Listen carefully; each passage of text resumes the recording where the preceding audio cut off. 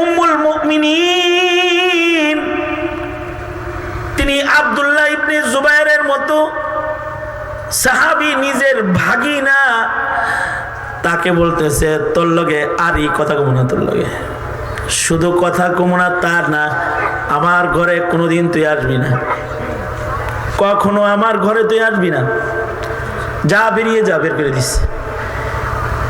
স্বাভাবিক কায়দায় বলে নাই, কসম করে আলাইছে, আল্লাহর কসম নজর মানলাম, জীবনে তোর লাগে কথা কমো না। কসম যখন করেছে তখন তো আবার অজীব হয়ে গেছে। কসম পুরা করা কি? জোরে বলেন, কসম পুরা করা কি? কেউ যদি কসম পুরা করে তাহলে কসম পুরা করা ওয়াজিব হয়ে যায়। কসম ভাঙলে, আল্লাহর নামে কসম করে কেউ কসম ভাঙলে আল্লাহ নারাজ হয়। এ কারণে কসম করে কেউ যদি কসম রাখতে না পারে তাহলে কাফারা দিতে হয়। আয়েশা সিদ্দিকা তো কসম করে ফেলাইছে, তার মানে আব্দুল্লাহ ইবনে জুবায়ের রে ঘরে ঢুকতে মানা করছে, কথা বলতে মানা করছে, কসম করে মানা করছে। আব্দুল্লাহ ইবনে জুবায়ের কোনোভাবে ঘরে যাইতেও পারে না, খালার কাছে মা পৌঁছাইতে পারে না, ঘরে ঢুকাই তো নিষেধ। কিন্তু আব্দুল্লাহ ইবনে জুবায়ের একটা চালাকি করছে, বুখারীতে আছে, চালাকি করছে। দুইজন বন্ধু রেডি করছে, আনসারি দুই ফ্রেন্ড রেডি করছে, রেডি করে কইছে তোরা উম্মুল মুমিনিনের কাছে তোরা দরখাস্ত লেখ যে আমরা দুইজন আপনার কাছে পড়তে চাই, ইলম হাসিল করব। কারণ আয়েশা সিদ্দিকা সাহাবায়ে কেরাম মহিলাদের ভেতরে সবচেয়ে বড় আলেমা। হযরত আয়েশা সিদ্দিকা প্রথম হাফিজুল কোরআন, নারীদের ভিতরে প্রথম হাফিজ কোরআন, হাফিজা, হাফিজুল হাদিস। শুধুই মাত্র কোরআন মুখস্থ তা না, হযরত আয়েশা সিদ্দিকার রিওয়ায়াত অনেক প্রশস্ত। নবীর কাছ থেকে সবচেয়ে বেশি ইলম উম্মুল মুমিনিন আয়েশা সিদ্দিকা রাদিয়াল্লাহু আনহা নিয়েছেন। এই কারণে বড় বড় ছাত্ররা আয়েশা সিদ্দিকার ছাত্র ছিল। বড় বড় সাহাবীরা, বড় বড় আলেমরা, আব্দুল্লাহ ইবনে আব্বাস, আব্দুল্লাহ ইবনে মাসউদ, আব্দুল্লাহ ইবনে জুবায়ের, আব্দুল্লাহ ইবনে উমর, এরকম কিবারে উলামা মিনাস সাহাবা, সাহাবায়ে কেরামদের ভেতরে যারা বড় আলেম তারা হযরত আয়েশার ছাত্র। সুবহানাল্লাহ, আর জোরে করে বলেন, পুরুষ মহিলার ছাত্র। শুধু সাহাবীরা ছাত্র না, আন আয়েশা যত রিওয়ায়াত হাদিসে আছে কিয়ামত পর্যন্ত হযরত আয়েশার রিওয়ায়াতের হাদিস যারা পড়বে তারা হযরত আয়েশার শাগরেদ হয়ে যাবে। আল্লাহু আকবার। যত মৌলবী উপরে নিচে বসা আছে সব হযরত আয়েশা সিদ্দিকার ছাত্র। আল্লাহু আকবার। হযরত আয়েশা সিদ্দিকার কাছ থেকে তারা ইলম শিখছে। তো দুই বন্ধুরে রেডি করছে, দরখাস্ত দিছে, আমরা আপনার কাছে লেখাপড়া করতে চাই, হাদিস পড়তে চাই। উম্মুল মুমিনিন কেউ ইলম শিখতে, মানে ইলম হারাম, ইলম শিখতে চাইলে তিনি ইজাজত দিতেন। হযরত আয়েশা সিদ্দিকার ঘরটা ছিল মাঝখানে, পর্দা ছিল, ভেতরে উনি বসতেন। পুরুষ সাহাবীরা যা ঘরের ভেতরে ছাত্র হয়ে পর্দার বাইরে বসে যেত, আর উনি ভেতর থেকে তাকরীর করতেন। সাহাবায়ে কেরাম নবীর কথা শুনতেন, হাদিস শুনতেন। আল্লাহু আকবার। এখন যে সকল মহিলারা আবার অধ্যাপিকা আছে তারা চিন্তা করে আমরা হযরত আয়েশার মতো ছাত্র পড়াই না, হযরত আয়েশা তো পর্দার ভেতর থেকে পড়াইছে। আপনি যে পর্দা পড়ান, কলেজে বড় বড় ছাত্ররা ম্যাডামের কাছে পড়তে পড়তে ম্যাডামের সাথে প্রেম হয়ে গেছে, বেপর্দা পড়ালেখা করাইছে তো পিরিত জমে গেছে। আম্মা জান পড়াইতেন পর্দার ভিতরে। আম্মা জানের পর্দা পুশিদা এত শক্ত ছিল যে আম্মা জান হযরত আয়েশা জীবিত মানুষের সাথে শুধু পর্দা না, কবরের মানুষের সাথেও তিনি পর্দা করতেন। আল্লাহু আকবার। জোরে করে বলেন আল্লাহু যেমন আল্লাহর রাসূলের ইন্তেকালের পরে হযরত আয়েশা সিদ্দিকার ঘরের ভেতরে নবীজির রওজায় থান, তখন ঘরের ভিতরে কোনো পর্দা নেই। কবর আর হযরত আয়েশা সিদ্দিকার শোয়ার জায়গার মাঝখানে কোনো পর্দা নাই। হযরত আবু বকর ইন্তেকাল করলেন, নবীর কদমের কাছে আবু বকর দাফন হইলেন, তখনও কোনো পর্দা নাই। হযরত ওমর ইন্তেকাল করলেন আর কবরের জায়গাটা ছায়া হযরত আয়েশার কাছ থেকে নিলেন। হযরত আয়েশা নিজের কবরের জায়গা হযরত ওমরে দিলেন। বদরুদ্দিন আইনি রাহমাতুল্লাহি আলাইহি শারিহুল বুখারী উনি বলেছেন তাকওয়ার কারণে দিয়ে দিছে কবরের জায়গা।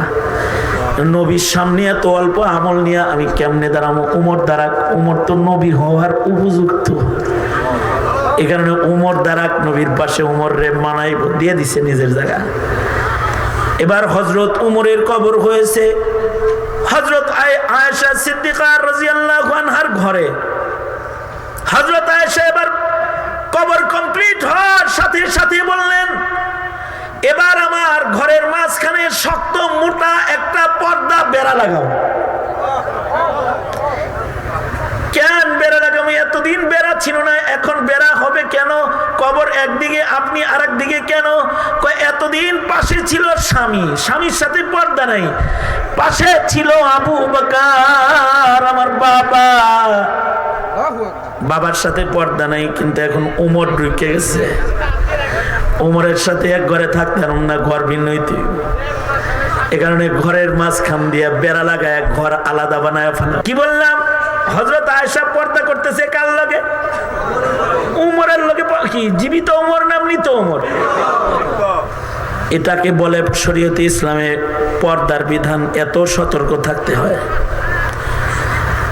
হযরত আয়েশা সিদ্দিকা ঘরের ভেতরে ছাত্র পড়াইতেন পর্দার ভেতরে।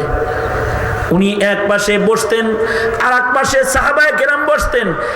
এমনকি হযরত আয়েশার ঘরে মাসাইল শোনার জন্য কখনো কখনো বড় বড় সাহাবীরা এসে বসতো। হযরত ওমর আব্দুর রহমান বিন আউফ পর্যন্ত এসে জিজ্ঞাসা, আম্মা জান এটা কি? এই ব্যাপারে রাসূল কি বলেছেন? মাসাইল জিজ্ঞাসা করত। এ কারণে হযরত আয়েশা ইলমের ব্যাপারে কার্পণ্য ছিলেন না, অনুমতি দিলেন, হ্যাঁ তোমরা পড়ো, আগামীকালকে এতটার সময় থেকে তোমাদেরকে পড়াবো। আইছে এবার আগামীকালকে দরজার কাছে আইছে আব্দুল্লাহ ইবনে জুবায়ের, হেগল লগে আইছে। আইসা কয়, এক দরখাস্ত দিয়া তোরা ছাত্র হওয়ার অনুমতি পাইছস, আর এক দরখাস্ত এখন দিবি, এটা দিয়ে আমারে ঢুকাবি কৌশলে। নাম লিখিস না আমার, লিখবি আম্মা জান আমরা দুইজন পড়তে আসছি, কিন্তু আমাদের কিছু ফ্রেন্ড সার্কেল, আমাদের কিছু বন্ধু বান্ধবরা আমাদের লগে আসছে, তা করে লইয়া ঢুকি, যদি আপনি অনুমতি দেন তো তাদেরকে নিয়ে ঘরের ভেতরে ঢুকতে চাই, তারাও পড়তে চায়। আম্মা জান আয়েশা সিদ্দিকা ভাবলেন, বেশি ছাত্র পড়াবো, বেশি ইলম বিতরণ হইব, ঢুকা, যারা যারা আসছে সবাই ঢুকায় ফেলাম। এইবার কিন্তু আব্দুল্লাহ ইবনে জুবায়ের ভাগনা খালার ঘরে ঢুকার অনুমতি পেয়ে গেছে, সাথে সাথে ভেতরে ঢুকে পড়ছে। উম্মুল মুমিনিন ক্লাস শুরু করছেন, সবাই পর্দার ওই পাশে পড়তেছে, কিন্তু আব্দুল্লাহ ইবনে জুবায়ের খালার সাথে তো ভাগনার পর্দা নাই। আব্দুল্লাহ ইবনে জুবায়ের পর্দার ভেতরে যায় সুজা আম্মা জানের পা জড়ায় ধরছে আর বলতেছে, আম্মা জান আপনি আমারে মাফ করে দেন খালাম্মা, আমার ভুল হয়ে গেছে, আপনি যদি আমার সাথে কথা না বলেন আর যদি মরে যাই তাহলে না দুজকে চলে যাব, কথা বলা বন্ধ করেন না, আমাকে ক্ষমা করে দেন। এমন ভাবে জড়ায় ধরছে। আম্মা জান বাইকনার লোকে পাও ধরছে, ছোটাইতো তো কথা কোনই লাগে, কথা বলে ফেলাইছে।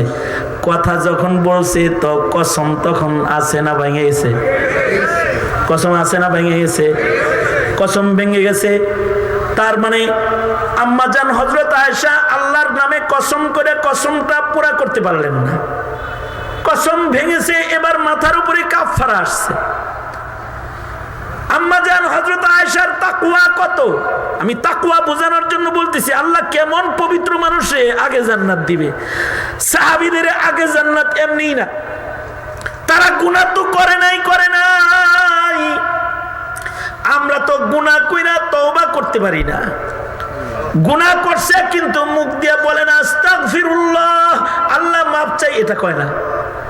আর হযরত আয়েশা কসম ভাঙ্গার পরে উনি সাথে সাথে সেই জমানায় দাসদাসীর আমল ছিল, মানুষ কেনা বেচা হইতো, দাসদাসীর আমল ছিল। হযরত আয়েশা সিদ্দিকা সাথে সাথে একটা গোলাম কিনা আজাদ করলেন। ওনার দিল ঠান্ডা হয় না, আল্লাহ যদি মাফ না করে আবার কিনা গোলাম কিনা আজাদ করলেন, আবার আজাদ করলেন। এইভাবে এক কসমের কাফারার বিনিময় এক গোলাম আজাদ করলেই হয়, কিন্তু আল্লাহর ভয়ে আম্মা জান 40টা গোলাম আজাদ করেছে। আর তুমি 1000 বার গুনাহ করে একবার ইস্তেগফার করতে পারো না। সারা দিন গুনাহ করো, সারা মাস গুনাহ করো, সারা বছর গুনাহ করো, একটু মাহফিলে যায় বলবা আয় আল্লাহ আজকে আপনার কাছে মাপ চাইতে আইছি, আমারে মাফ করে দেন, এটা পারো না তুমি। তাহলে তোমার আমার মতো নাপাক আর গান্দাকে আল্লাহ তাআলা আল্লাহর জান্নাত দিবেটা কেমনে? গায়ের মধ্যে সাধারণ গোবর থাকলেই মানুষ ঘৃণা করে, যাদের আমল নামার ভিতরে গুনাহ থাকে তাদের ফেরেশতারা ঘৃণা করে। তবে যদি কেউ বলে আস্তাগফিরুল্লাহ রাব্বি মিন কুল্লি যামব, এখন যদি আপনারা চক্ষুটা বন্ধ করে নিজের পিছনের গুনার কথা কল্পনা করা, যদি খালি আল্লাহর ভয় নিয়ে একটা বার যদি মুখ দিয়ে এই কথা বাইর করতে পারেন, আস্তাগফিরুল্লাহ আস্তাগফিরুল্লাহ, ওগো আল্লাহ আমি আমার গুনার জন্য আপনার কাছে মাপ চাই, এই কথাটার কত দাম। আল্লাহ তাআলার সাথে সাথে পাহাড় সমান গুনাহ হইলেও মাফ করে। 100 খুনের আসামিরেও মাফ করছে, সারা জিন্দেগি গুনাহ করছে তারে মাফ করছে, সারা জিন্দেগি চুরি করছে তারে মাফ করছে। আল্লাহ তাআলা বড় বড় অপরাধীকে শুধু আস্তাগফিরুল্লাহ বলেছে ক্ষমা করে দিছে। আল্লাহু আকবার, শুধু বলছে আল্লাহ মাফ চাই, আল্লাহ সাথে সাথে মাফ করে দিছে। কিয়ামত পর্যন্ত যত গুনাহগার আছে সবাই এরকম ইস্তেগফার করার সাথে সাথে আল্লাহ তাআলা মাফ করে দিবে। ইস্তেগফার করবে, তওবা করবে, মহান আল্লাহ মাফ করে দিবে। কারণ কি? কারণটা কি? কারণটা হলো আমাদেরকে সবচেয়ে বেশি মহব্বত করে আমাদের আল্লাহ। বুঝে থাকলে বলেন, আমাদেরকে আমাদের মা বেশি মহব্বত করে না, আল্লাহ বেশি মহব্বত করে? আমাদেরকে আমাদের আব্বা বেশি মহব্বত করে না, আল্লাহ বেশি মহব্বত করে? আমাদেরকে আমাদের ভাই বেশি মহব্বত করে না, আল্লাহ বেশি মহব্বত করে? আমাদেরকে আমাদের দলের নেতায় বেশি মহব্বত করে না, আল্লাহ বেশি মহব্বত করে? নেত্রী বেশি মহব্বত করে না, আল্লাহ বেশি মহব্বত করে? নেত্রী তো নিজের আপন গতিতে আরামে খাইতেছে, আর কর্মীরা জেলে রয়েছে, কর্মীরা পালাই রয়েছে। চাচা আপনা জান বাঁচা, এটা হলো সারা দুনিয়া হলো এটা। আর একজনের কাছে হলো বান্দা তোরে বাঁচা, কু আনফুসাকুম, তুই তোকে বাঁচা। আল্লাহু আকবার, জোরে বলে তুই তোরে বাঁচা, আমি তোকে মাফ করে দিব, বাঁচা তুই তোকে। একজন বলে আমি মাফ করব, তুমি নিজেকে বাঁচাও। কারণ আমাদের মালিক আমাদেরকে সবচেয়ে বেশি মহব্বত করে। মহব্বত জিনিসটা বানায়া, বড় মর্মস্পর্শী কথা, মহব্বত জিনিসটা বানায়া আল্লাহ তাআলা এই মহব্বতের 99 ভাগ মহব্বত নিজে রাখছে। 1 ভাগ মহব্বত সারা দুনিয়ার সব মানুষের বন্টন করে দিছে। এ কারণে বান্দার প্রতি রবের মহব্বত বেশি। এ কারণে বলে মসজিদে আয় মাফ করে দিব, এ কারণে বলে শেষ রাত্রে উঠে আমার কাছে মাপ চা, আমি ডাকতেছি আলামিন মুস্তাগফিরিন, মাপ চা, মাপ করে দিব। এ কারণে বলে মাহফিলে যায় বসবি, মাপ করে দিব। এ কারণে বলে গোপনে তওবা করবি, মাপ করে দিব। তোর কত গুনাহ আছে সব গুনাহ মাপ করে দিব। আল্লাহু আকবার জোরে করে বলে। কারণ মোহাব্বত বেশি, কারণ মোহাব্বত বেশি। আল্লাহ তাআলা চান না যে আমাদেরকে আল্লাহর তৈরি চুলা দজকের ভেতরে লাকড়ি বানায় আমাদের ঢুকাইবেন, এটা আল্লাহ পাক চান না। হাদিস শরীফে আছে আল্লাহর রাসূল সাল্লাল্লাহু আলাইহি ওয়াসাল্লাম এক গাজওয়াত থেকে আল্লাহর নবী আসতেছেন, এক যুদ্ধের থেকে আল্লাহর রাসূল আসতেছেন, নবীজির সাথে এরকম সাহাবায়ে কেরামও আছে। আল্লাহর নবী যুদ্ধের থেকে ফেরত আসতেছেন, এক জায়গায় সাহাবায়ে কেরাম আল্লাহর রাসূল সহ তাবু করছেন, বিশ্রাম নিতেছেন। পাশেই একটা বাড়ি আছে, পাশেই একটা বাড়ি যেখানে নবীজি এবং সাহাবায়ে কেরাম আরাম করতেছেন। পাশে একটা বাড়ি, ওই বাড়ির মহিলা ঘরের বাইরে চুলা জ্বালাইছে রান্না করার জন্য। আগের জমানার চুলা হলো তিনটা পাথরের টুকরার উপরে পাতিল বসায় দিত, আর লাকড়ি নিচে জ্বালায় দিত। এখন তো গ্যাসের চুলা হইছে, ডিজিটাল চুলা হইছে। সেদিন আমার শায়েখের দরবারে এক চুলা মিস্ত্রি আইছে, হে দুইটা চুলা বানায় দিবি। দুইটা চুলার বিল হইল, আমি দেখলাম বিল লিখছে 1,85,000 টাকা মাত্র। কয়টা চুলার বিল? দুইটা চুলা বানায় দিবি পাকের করে, মাদ্রাসার পাকের করে, বিল হইল 1,85,000 মাত্র। আমি মাত্রটা আল্লাহর রাস্তায় কাটেন তো, আপনি এটা দেখতে ভালো লাগতেছে। আপনি দুইটা মাটির চুলা বানাইবেন, এর ভিতরে বিল করছেন 1,85,000, আবার শেষে লিখছেন মাত্র। এত বিল এই চুলার কেন? আমার চুলার অনেক ফজিলত, আলেম মানুষ, আলেম নাটোর বাড়ি, আমার চুলার অনেক ফজিলত। আমি কিছু ফজিলত আমার আপনি শোনান। আমার চুলার ফজিলত হলো আমার চুলার লাকড়ি কম লাগে, আমার চুলার ফজিলত হলো আমার চুলার কালি হয় না, আমার চুলার ফজিলত হলো পাতিল গুলা নষ্ট হবে না, নতুন ডেক 2 মাস পরেও দেখবেন নতুন ঝকঝক ঝকঝক করতেছে। আমার চুলার ফজিলত হলো এক জায়গায় আগুন জ্বলবে কিন্তু তাপ বেশি হবে। আমার চুলার ফজিলত হলো ঘরের ভেতরে কোনো কালি পড়বে না, পাকের ঘরে কালি পড়বো না, এগুলো বাতিগুলা সব চকচকা থাকবো, ঝকঝকা থাকবো। যে রান্না করবে তার নাক দিয়ে চোখ দিয়ে ধোঁয়া লাগবো না, লাকড়ি দিয়ে রান্নবো কিন্তু ধোঁয়া লাগবো না, ধোঁয়া বের করে আলাদা লাইন করবো। আমি ফ্যান লাগাই দিব, টাইম না ধোঁয়া বের করে আনাইবো। সুন্দর সেটআপ গেটআপ আছে আমার, এজন্য এত ফজিলত। রমজান মাসের রোজা ছেড়ে দেওয়া, জোরে আওয়াজ করে বলেন, আরো জোরে বলেন। কিন্তু পর্দা করে তো খাওয়াই যাব, হ্যাঁ? রোজার মাসে দেখবেন খায় একটু চাদরের ভিতরে যায় খায়। প্রত্যেকটা বাজারে এমন একটা হোটেল থাকে যেখানে বোরকা বানায়, হেগর খাওয়ানোর বোরকা কেউ যেন তা করে না দেখে, সুন্দর করে পর্দা টানায় দেয়, পর্দা টানায় বোরকা বানায় দিছে, ওর ভিতরে খায়। যারা রোজার মাসে খায়, রমজান একটা রোজা যারা ভঙ্গ করে, এক সময় গোলাম আজাদ করতে হইতো, কসমের কাফারা যেমন গোলাম আজাদ করা, রোজা ভাঙলে গোলাম আজাদ করা। রোজা যদি ইচ্ছা করে ভাঙে কাফারা 60 রোজা অথবা 60টা মিসকিন খাওয়াইতে হইব। এত বড় জরিমানা কিন্তু একটা রোজার কারণে এসে যায়।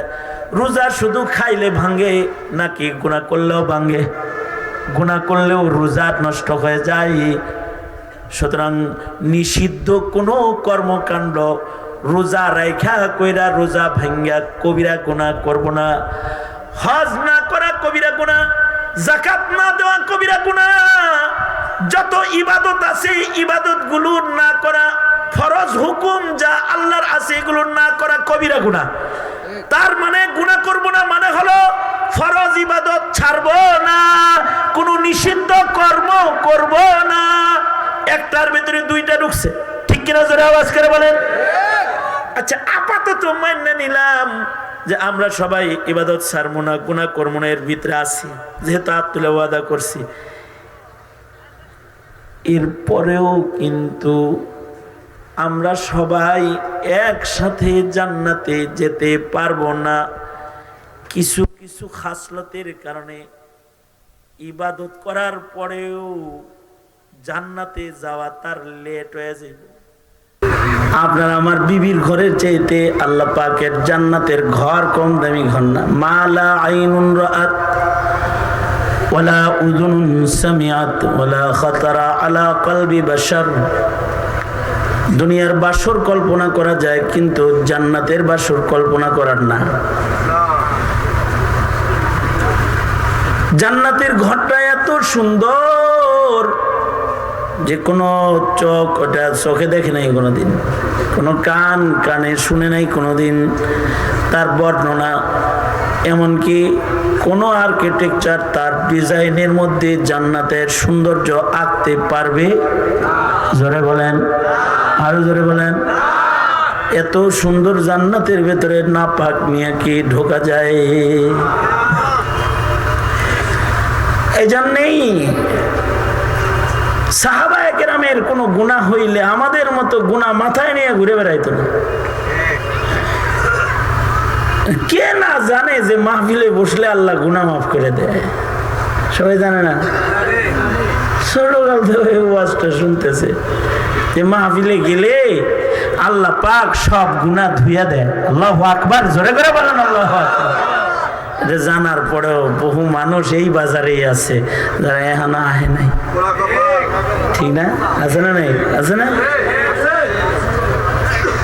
তার জীবনে তার কবিরা গুনাহগুলা ধৌত করার চাহিদাই তার জন্মায় নাই। তার গুনাহের নাপাক গুলা আমলনামার থেকে নামাইবার মতো পরিকল্পনা তার আসেই নাই।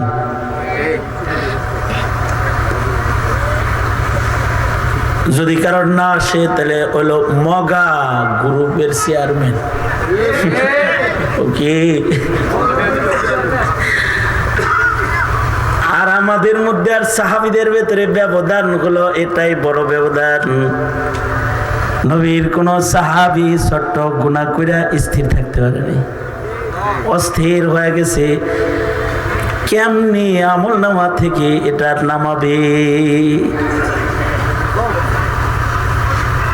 গুনাহ না, সাধারণ কোনো বিষয় যদি হয়েছে তাও সাহাবী এইটা নিয়ে সারা জীবন পেরেশানি করছে।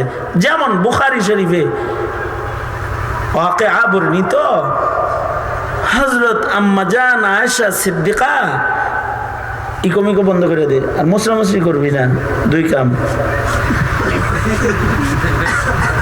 আগেই ভালো ছিল, মুসরা সুন্দর করতে চায়।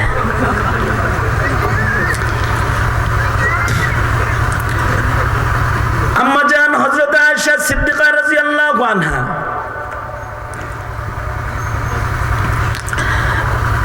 তিনি একদিন ওনার বাগিনা, মানে বোনের ছেলে বাগিনা আব্দুল্লাহ ইবনে জুবায়ের রাদিয়াল্লাহু আনহুমা ওনাকে বললেন, আয় যা আমার ঘর থেকে বের হ,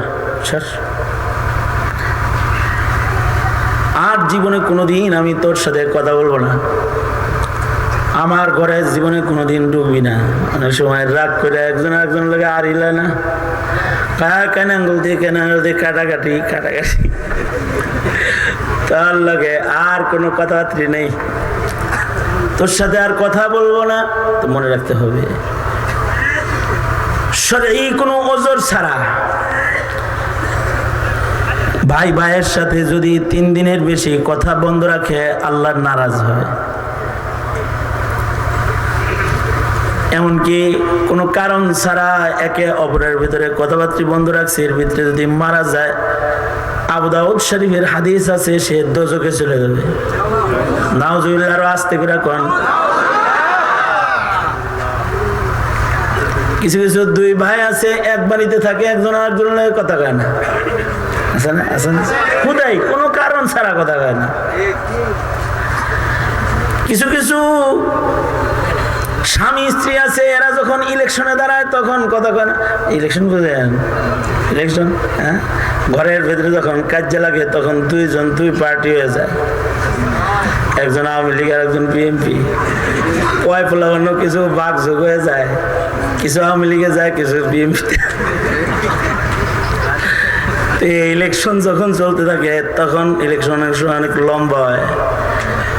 আর মহিলাদের একটা খাসিলত আছে, জামাইয়ের লোকে যখন ইলেকশনে দাঁড়ায় তখন তারা খুবই ইবাদত করে।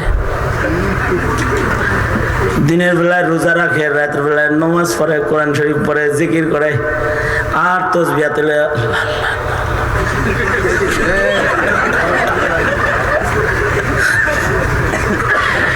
কিন্তু ইচ্ছা করে কেউ যদি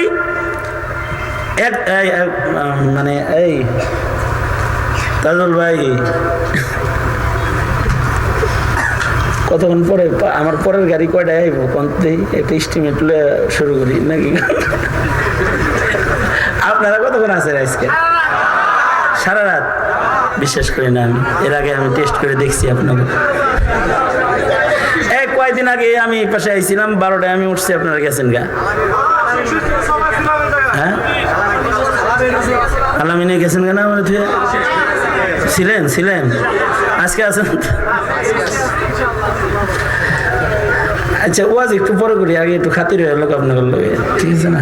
দোনা দুটো তোলেন, নাড়াচাড়া দেন, জবান খুলে আওয়াজ করে জোরে বলেন সুবহানাল্লাহ, আলহামদুলিল্লাহ, লা ইলাহা ইল্লাল্লাহ, জোরে বলেন আল্লাহু আকবার, আরো জোরে, হলো না? জোরে বলেন, আরো জোরে। এই যেমন আমার সাথে ছিলেন,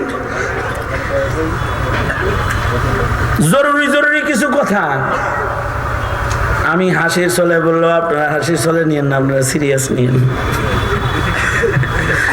জামাই বউ ইচ্ছা করে এরকম বুজুর্গ সাজা যায়, কথা কয় না। এটার সীমানা যদি 3 দিনের বেশি হয় তাহলে এটা ভয়ঙ্কর। ভাই ভাইয়ের সাথে কথা কয় না, 3 দিনের বেশি ভয়ঙ্কর। কারণ ছাড়া কথাবার্তা বন্ধ রাখা জায়েজ নাই, হারাম কবিরা গুনাহ। এমনকি যে আজকের দিনটা গেল, আজকের দিনের নাম হলো মঙ্গলবার। ঘুমায়েন না, তাহলে তো উল্টা পাল্টা কইবেন। আজকে যে দিনটা গেল, এই দিনটার নাম কি? শুক্রবারে আল্লাহ তাআলা সপ্তাহের সব গুনাহ মাফ করে দেয়। সুবহানাল্লাহ, আর আস্তে করে কোন, জোরে বলেন আলহামদুলিল্লাহ।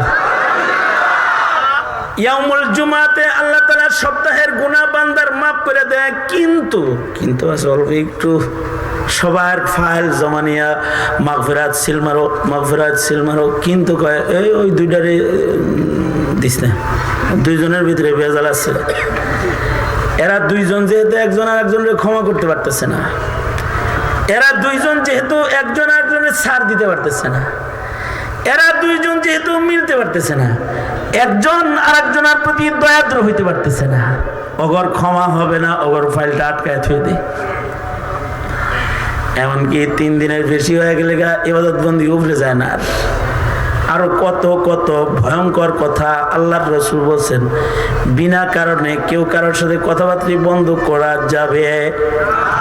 জোরে আওয়াজ করে বলে, এটা কেডা লিখছে?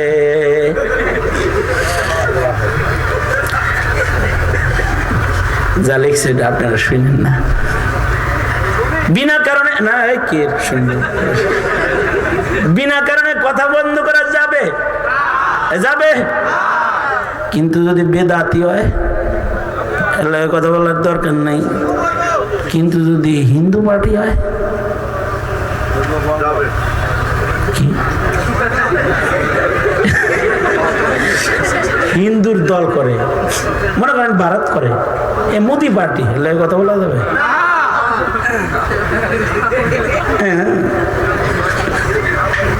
সে জমিনে শিরিক করতে চায়, তার সাথে খাতির আলাপের কোনো দরকার নেই, সব সময় দা আর খাইটা।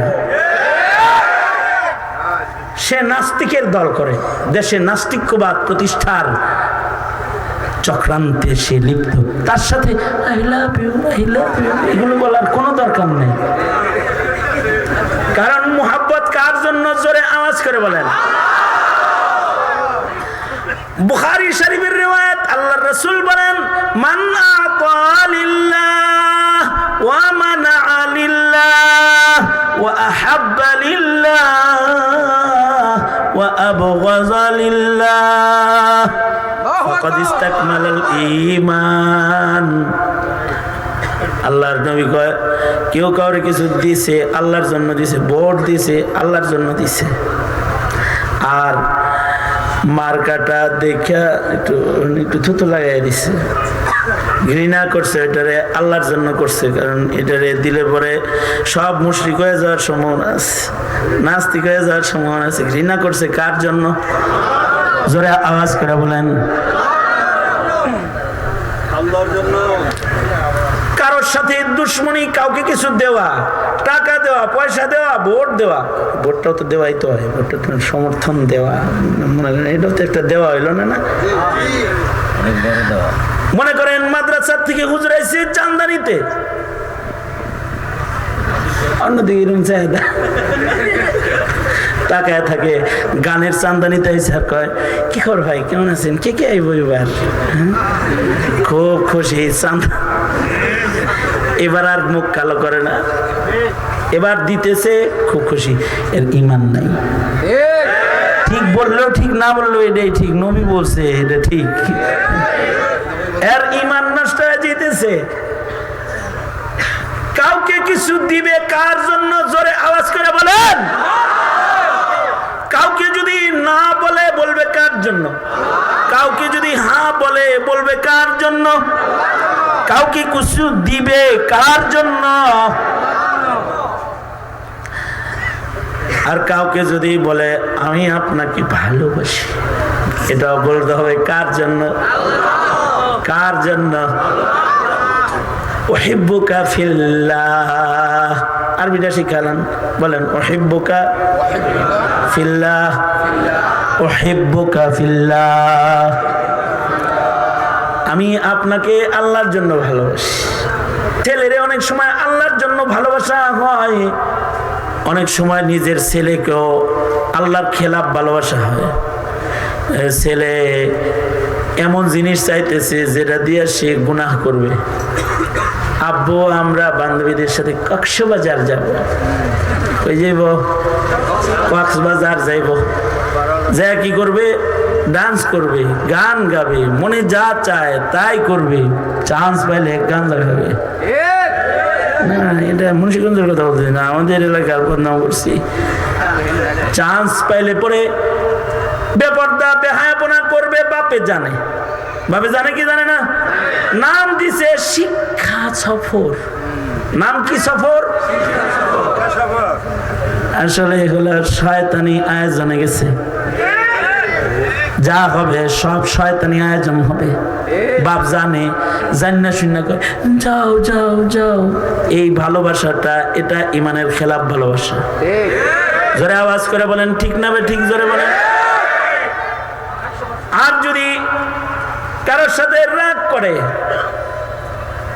ছেলে তবলিগে যেতে চাইছে, হে রাগ করে, ছেলের নামাজ পড়ে রাগ করছে, হে দাড়ি কাটে, ছেলে দাড়ি রাখছে, এই জন্য বাপে ছেলের উপরে রাগ। এমন ছেলেও পাওয়া যায়, এমন বাবাও পাওয়া যায় যে ছেলে দাড়ি রাখছে, দিন বুঝে ফেলাইছে, ছেলে দাড়ি রেখেছে, বাপ নারাজ, কারণ হে যে খালি উল্টা মারে। এই মোহাব্বতটা এটা কমছে, এটা শয়তানরে খুশি করতেছে। কিন্তু এই মোহাব্বত গুলা আসলে মানব জীবনের সব মোহাব্বত হবে লিল্লাহ ফিল্লাহ। কারোর সাথে কথা বন্ধ রাখলো লিল্লাহ, কারোর সাথে কথা বলবো তাও লিল্লাহ।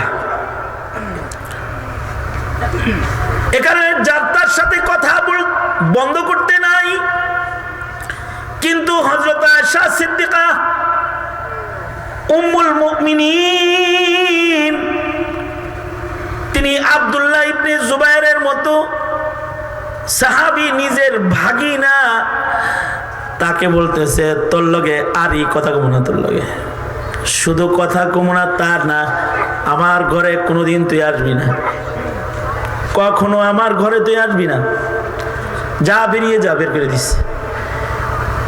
স্বাভাবিক কায়দায় বলে নাই, কসম করে আলাইছে, আল্লাহর কসম নজর মানলাম, জীবনে তোর লাগে কথা কমো না। কসম যখন করেছে তখন তো আবার অজীব হয়ে গেছে। কসম পুরা করা কি? জোরে বলেন, কসম পুরা করা কি? কেউ যদি কসম পুরা করে তাহলে কসম পুরা করা ওয়াজিব হয়ে যায়। কসম ভাঙলে, আল্লাহর নামে কসম করে কেউ কসম ভাঙলে আল্লাহ নারাজ হয়। এ কারণে কসম করে কেউ যদি কসম রাখতে না পারে তাহলে কাফারা দিতে হয়। আয়েশা সিদ্দিকা তো কসম করে ফেলাইছে। তার মানে আব্দুল্লাহ ইবনে জুবাইর রে ঘরে ঢুকতে মানা করছে, কথা বলতে মানা করছে, কসম করে মানা করছে। আব্দুল্লাহ ইবনে জুবাইর কোনোভাবে ঘরে যাইতেও পারে না, খালার কাছে মা পৌঁছাইতে পারে না, ঘরে ঢুকাইতো নিষেধ। কিন্তু আব্দুল্লাহ ইবনে জুবাইর একটা চালাকি করছে, বুখারীতে আছে, চালাকি করছে। দুইজন বন্ধু রেডি করছে, আনসারি দুই ফ্রেন্ড রেডি করছে। রেডি করে কইছে, তোরা উম্মুল মুমিনিনের কাছে তোরা দরখাস্ত লেখ যে আমরা দুইজন আপনার কাছে পড়তে চাই, ইলম হাসিল করব। কারণ আয়েশা সিদ্দিকা সাহাবায়ে কেরাম মহিলাদের ভেতরে সবচেয়ে বড় আলেমা। হযরত আয়েশা সিদ্দিকা প্রথম হাফিজুল কোরআন, নারীদের ভিতরে প্রথম হাফিজে কোরআন, হাফিজা, হাফিজুল হাদিস। শুধুই মাত্র কোরআন মুখস্থ তা না, হযরত আয়েশা সিদ্দিকার রিওয়ায়াত অনেক প্রশস্ত। নবীর কাছ থেকে সবচেয়ে বেশি ইলম উম্মুল মুমিনিন আয়েশা সিদ্দিকা রাদিয়াল্লাহু আনহা নিয়েছেন। এই কারণে বড় বড় ছাত্ররা আয়েশা সিদ্দিকার ছাত্র ছিল। বড় বড় সাহাবীরা, বড় বড় আলেমরা, আব্দুল্লাহ ইবনে আব্বাস, আব্দুল্লাহ ইবনে মাসউদ, আব্দুল্লাহ ইবনে জুবাইর, আব্দুল্লাহ ইবনে উমর, এরকম কিবারে উলামা মিনাস সাহাবা, সাহাবায়ে কেরামদের ভেতরে যারা বড় আলেম তারা হযরত আয়েশার ছাত্র। সুবহানাল্লাহ, জোরে করে বলেন। পুরুষ মহিলার ছাত্র, শুধু সাহাবীরা ছাত্র না। আন আয়েশা যত রিওয়ায়াত হাদিসে আছে কিয়ামত পর্যন্ত হযরত আয়েশার রিওয়ায়াতের হাদিস যারা পড়বে তারা হযরত আয়েশার শাগরেদ হয়ে যাবে। আল্লাহু আকবার। যত মৌলবী উপরে নিচে বসা আছে সব হযরত আয়েশা সিদ্দিকার ছাত্র। আল্লাহু আকবার। হযরত আয়েশা সিদ্দিকার কাছ থেকে তারা ইলম শিখছে। তো দুই বন্ধুরে রেডি করছে, দরখাস্ত দিছে, আমরা আপনার কাছে লেখাপড়া করতে চাই, হাদিস পড়তে চাই। উম্মুল মুমিনিন কেউ ইলম শিখতে, মানে ইলম হারাম, ইলম শিখতে চাইলে তিনি ইজাজত দিতেন। হযরত আয়েশা সিদ্দিকার ঘরটা ছিল মাঝখানে, পর্দা ছিল, ভেতরে উনি বসতেন। পুরুষ সাহাবীরা যা ঘরের ভেতরে ছাত্র হয়ে পর্দার বাইরে বসে যেত, আর উনি ভেতর থেকে তাকরীর করতেন। সাহাবায়ে কেরাম নবীর কথা শুনতেন, হাদিস শুনতেন। আল্লাহু আকবার।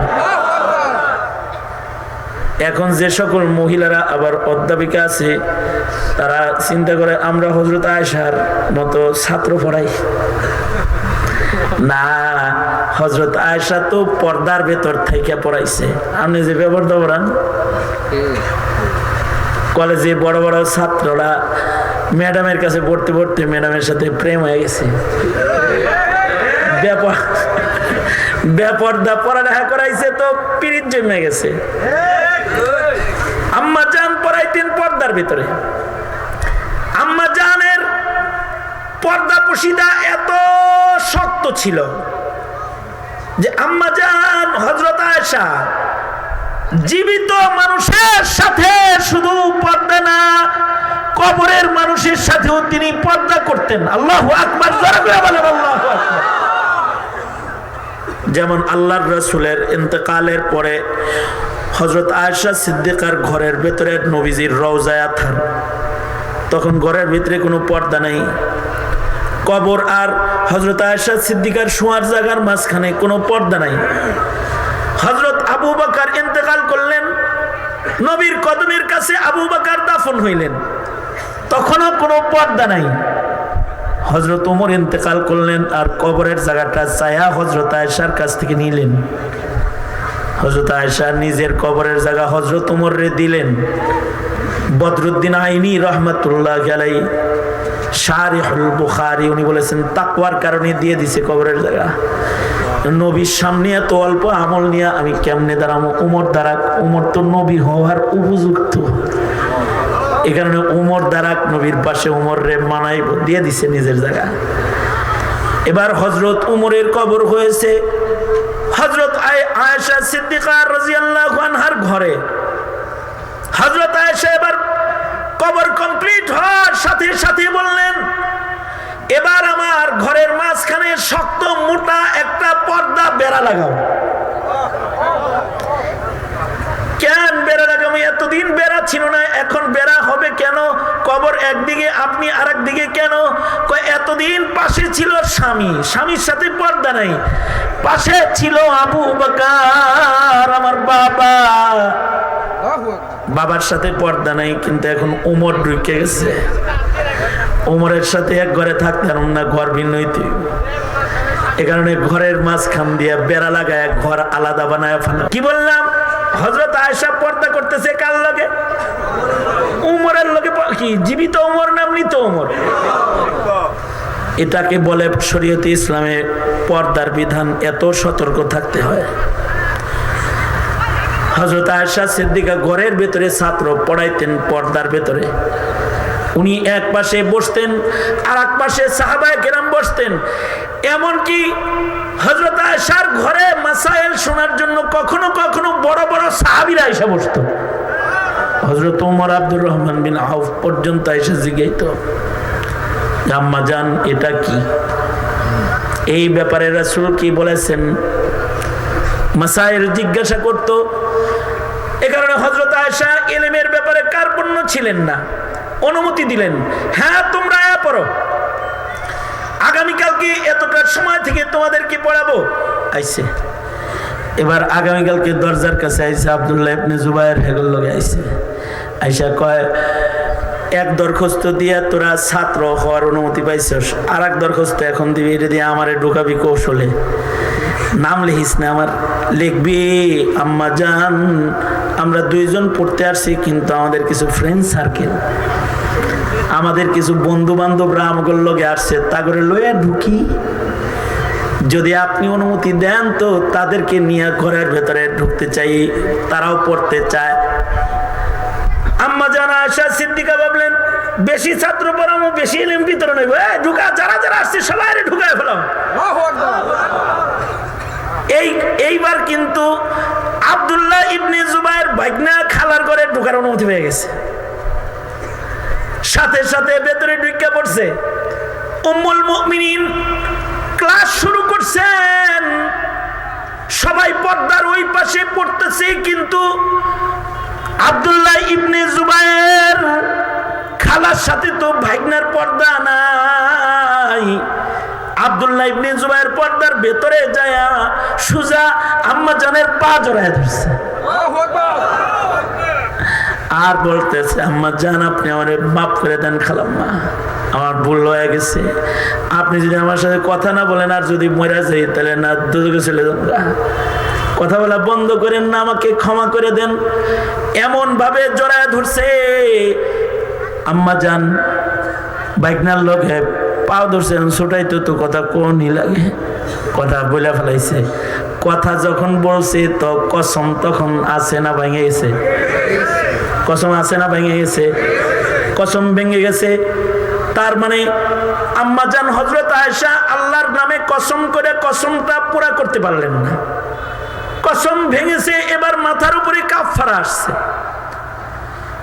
আম্মা জান হযরত আয়েশার তাকওয়া কত, আমি তাকওয়া বোঝানোর জন্য বলতেছি। আল্লাহ কেমন পবিত্র মানুষে আগে জান্নাত দিবে, সাহাবীদের আগে জান্নাত এমনি না, তারা গুনাহ তো করে নাই। আমরা তো গুনাহ কইরা তওবা করতে পারি না। গুনাহ করছে কিন্তু মুখ দিয়ে বলে না আস্তাগফিরুল্লাহ, আল্লাহ মাফ চাই, এটা কয় না।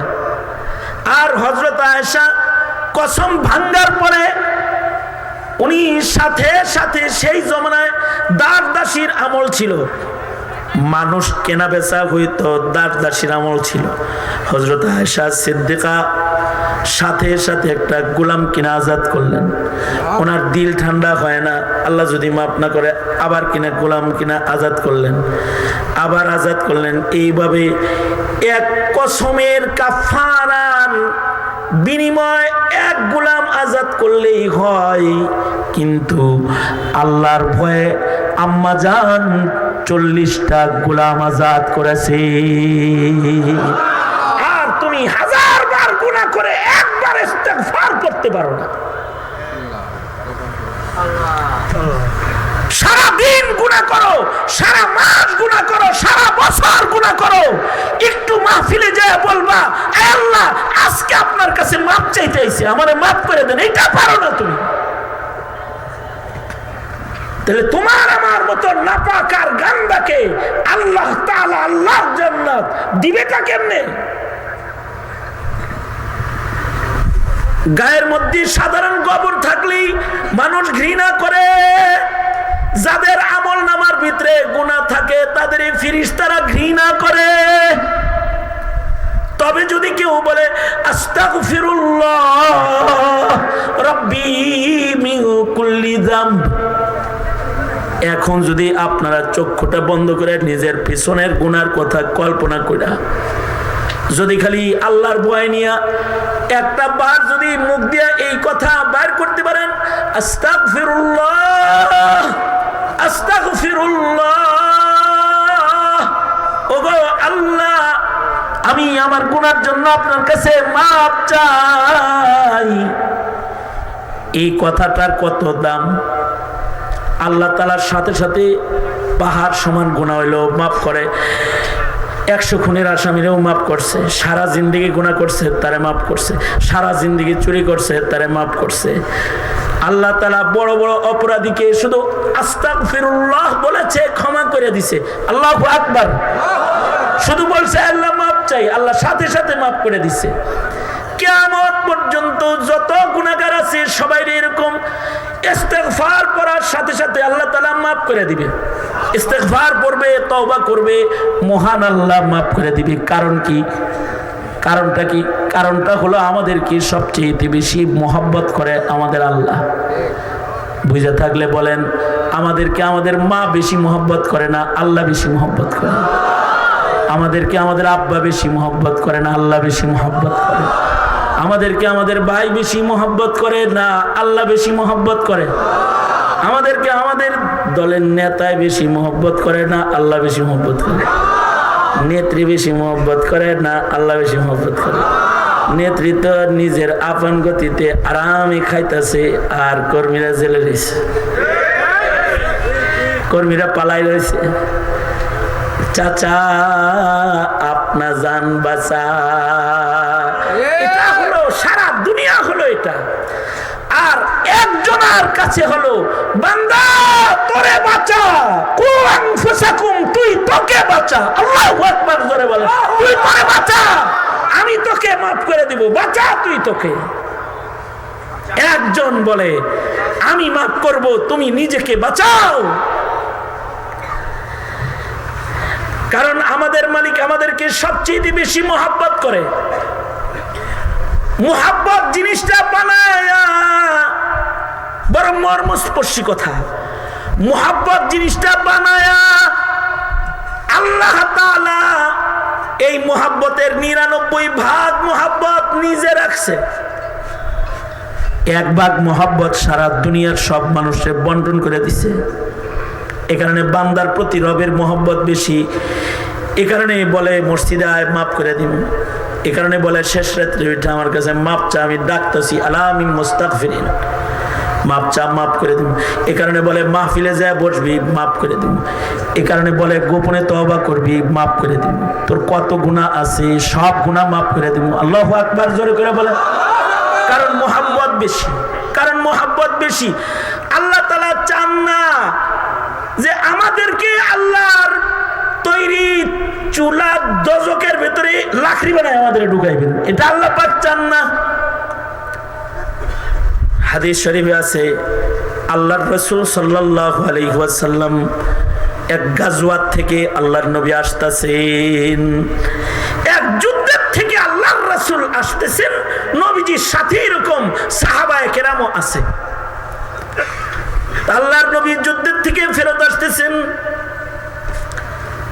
এক জায়গায় সাহাবায়ে কেরাম আল্লাহর রাসূল সহ তাবু করছেন, বিশ্রাম নিতেছেন। পাশেই একটা বাড়ি আছে, পাশেই একটা বাড়ি যেখানে নবীজি এবং সাহাবায়ে কেরাম আরাম করতেছেন। পাশে একটা বাড়ি, ওই বাড়ির মহিলা ঘরের বাইরে চুলা জ্বালাইছে রান্না করার জন্য। আগের জমানার চুলা হলো 3টা পাথরের টুকরার উপরে পাতিল বসায় দিত, আর লাকড়ি নিচে জ্বালায় দিত। এখন তো গ্যাসের চুলা হইছে, ডিজিটাল চুলা হইছে। সেদিন আমার শায়েখের দরবারে এক চুলা মিস্ত্রি আইছে, হে 2টা চুলা বানায় দিবি। 2টা চুলার বিল হইলো, আমি দেখলাম বিল লিখছে 1,85,000 টাকা মাত্র। কয়টা চুলার বিল? 2টা চুলা বানায় দিবি পাকের করে, মাদ্রাসার পাকের করে, বিল হলো 1,85,000 মাত্র। আমি মাত্রটা আল্লাহর রাস্তায় কাটেন তো, আপনি এটা দেখতে ভালো লাগতেছে। আপনি 2টা মাটির চুলা বানাইবেন, এর ভিতরে বিল করছেন 1,85,000, আবার শেষে লিখছেন মাত্র। এত বিল এই চুলার কেন? আমার চুলার অনেক ফজিলত, আলেম মানুষ, আলেম নাটোর বাড়ি, আমার চুলার অনেক ফজিলত। আমি কিছু ফজিলত আমার আপনি শোনান। আমার চুলার ফজিলত হলো আমার চুলার লাকড়ি কম লাগে, আমার চুলার ফজিলত হলো আমার চুলার কালি হয় না, আমার চুলার ফজিলত হলো পাতিল গুলা নষ্ট হবে না, নতুন ডেক 2 মাস পরেও দেখবেন নতুন ঝকঝক ঝকঝক করতেছে। আমার চুলার ফজিলত হলো এক জায়গায় আগুন জ্বলবে কিন্তু তাপ বেশি হবে।